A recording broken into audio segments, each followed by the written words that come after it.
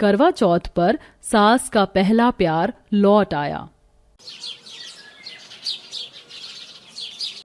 बहू, आजकल तेरा ध्यान कहाँ रहता है? देख टीवी पर कितनी गंदगी हो गई है, पर कोई बात नहीं, मैंने साफ कर दिया है। अरे माँ जी, कल कपड़े इतने धो रही थी कि ध्यान ही नहीं रहा, भूल गई। कोई बात नहीं बहू। माँ, हमारे पड़ोस में एक अंकल आए हैं। अब वो हमारे घर के सामने ही हैं और अकेले भी हैं, तो आप चाय बना दीजिए ना। सुरभि स्टोर रूम की सफाई कर रही है। अच्छा ठीक है, मैं भी बना देती हूँ। और माँ, सामने उन्हें दे आना। यह सुन जानकी जैसे ही चाय बनाकर घर के सामने पड़ोसी को देने जाती है तो महेश को देख वो हक्की बक्की रह जाती है। तुम यहाँ क्या कर रहे हो? जानकी, तुम अरे, तुम मेरे लिए चाय लेकर आई हो। जानता था तुम आज भी मुझसे उतना ही प्यार करती हो जितना पहले। 2 मिनट तक महेश खुश होकर जानकी को देखता रहता है और जानकी घबरा जाती है और चाय देकर सीधा अपने कमरे में चली जाती है और दरवाजा बंद कर लेती है।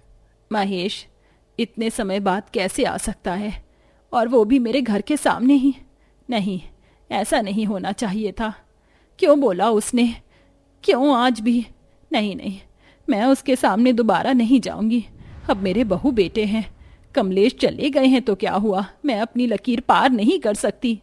तभी सुरभि अपनी सास को बुलाने आती है। माँ जी, क्या हुआ? आप ठीक तो है ना? आपने दरवाजा क्यों बंद कर लिया? कुछ नहीं बहू, बस ऐसे ही अंदर गई तो दरवाजा लगा दिया। आ रही हूँ मैं। बोल, क्या काम है? मैं ये कह रही थी कि आप खाना खा लीजिए, मैंने बना दिया है, लेकिन शाम के लिए कोई सब्जी नहीं है तो आप बाजार से सब्जी ला दोगे ना? क्योंकि मैं स्टोर रूम की सफाई करके बहुत थक चुकी हूँ। ठीक है बहू, मैं ले आऊंगी, तू जा, मैं आती हूँ। जानकी बाहर आकर बहुत सारा पानी पीती है और थोड़ा सा ही खाना खाकर बैठ जाती है।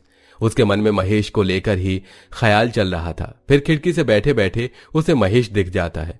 वो फिर से घबरा जाती है। तभी रोहित कहता है, माँ, क्या हुआ आपको? आप खिड़की की तरफ क्या देख रही हो और बेचैन भी लग रही हो? अगर आपकी तबीयत ठीक नहीं है तो चलो डॉक्टर के पास चलते हैं।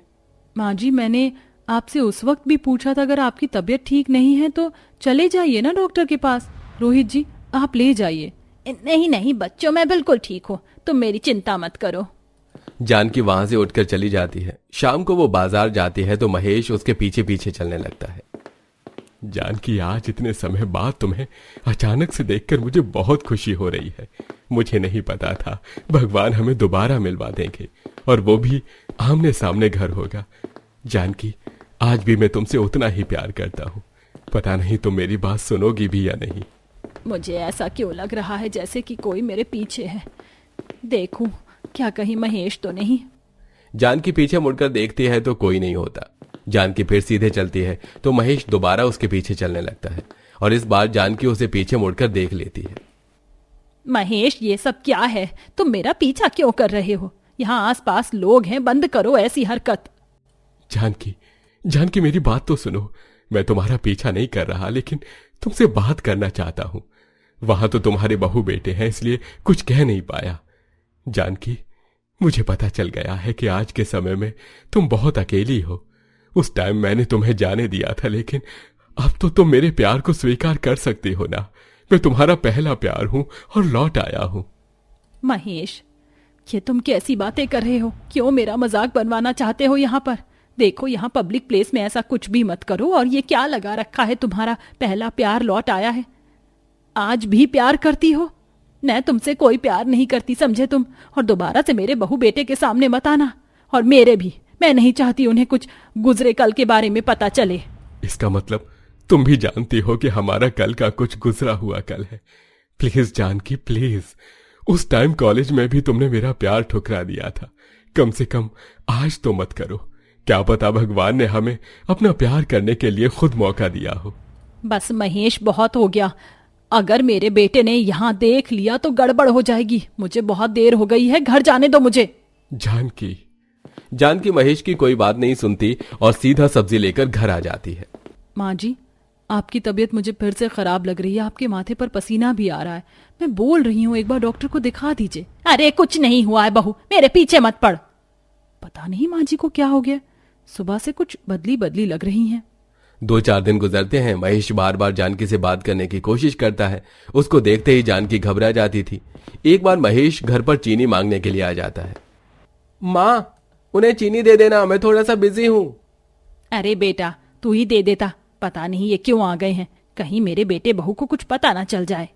कुछ कहा क्या माँ आपने? नहीं बेटा। जानकी उसको चीनी लाकर दे देती है। ये लीजिए। जानकी, मेरी बात के बारे में एक बार सोचो ना। मुझे ये नहीं, तुम्हारा प्यार चाहिए, और इस बार मैं तुम्हारे लिए करवा चौथ का व्रत भी रखूंगा। पागल मत बनो महेश। इतना कहकर जानकी अंदर चली जाती है। अगले दिन सास अपनी बहू से कहती है, कल करवा चौथ है। बहू देख, मैं तेरे लिए ये सरगी लाई हूँ। तुझे ये साड़ी, फल, मठरी, 16 श्रृंगार पसंद तो आया ना? हाँ माँ जी, मुझे बहुत अच्छा लगा। अरे तेरे लिए महावर लाना तो भूल गई मैं। अभी बाजार से लेकर आती हूँ, वरना बाजार बंद हो जाएगा।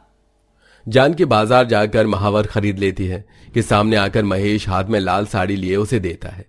जानकी देखो, तुम्हें नेट की साड़ी बहुत पसंद है ना, लाल कलर में। ये मैं खास तुम्हारे लिए ढूंढ कर लाया हूँ। कल तुम इसे पहनना, बहुत सुंदर लगोगी। बस करो महेश, बस करो। मैं तुम्हें कैसे समझाऊं? तुम जानते हो ना मैं विधवा हूं, और ये लाल साड़ी पहनकर अपने बच्चों का और अपना मजाक उड़वाऊं क्या? वैसे भी अब हमारे बीच कोई प्यार नहीं है। बंद करो ये सब।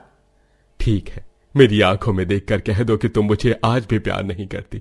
मैं चुपचाप चला जाऊंगा यहां से। यह सुन जानकी की आंखों में आंसू आ जाते हैं और वो बिना जवाब दिए चुपचाप उस साड़ी को लेकर घर चली जाती है। अगले दिन सुरभि उस लाल साड़ी को अपनी सास के कमरे में देख लेती है, पर कुछ नहीं कहती। और करवा चौथ की कथा पढ़कर रात को अपने पति के लिए जब व्रत खोलने छत पर जा रही होती है, तो महेश हाथ में करवा चौथ की थाली और साथ में 2 नौकर हाथ में तोहफा लिए आते हैं। जानकी, मेरा करवा चौथ का व्रत तो खुलवाओगी ना? तुमसे बहुत प्यार करता हूं। तुम्हारी लंबी उम्र के लिए मैंने ये कामना की है, और ये देखो, तुम्हारे लिए ढेर सारे तोहफे भी लाया हूं। मुझे क्या देख रहे हो, सामने रख दो। दोनों नौकर सामने तोहफा रख देते हैं। बहू बेटे हैरान हो जाते हैं। अंकल, आप बड़े हैं इसलिए मैं लिहाज कर रहा हूं, ये आप कैसी बातें कर रहे हैं? हाँ, आपको होश भी है? आप हमारी माँ जी से क्या बात कर रहे हैं? महेश, मैंने तुम्हें कितनी बार समझाया था, फिर भी तुमने ये सब किया। जानकी, कब तक अपने दिल से झूठ बोलती रहोगी कि तुम मुझसे प्यार नहीं करती? तुम्हारी आंखों में साफ दिख रहा है, और मैं आज तुम्हारे लिए अपना रिश्ता भी लेकर आया हूं। मुझसे शादी कर लो, सब ठीक हो जाएगा। कब तक जिंदगी ऐसे ही काटोगी? ये सुन रोहित महेश का गिरेबान पकड़ चिल्लाने लगता है।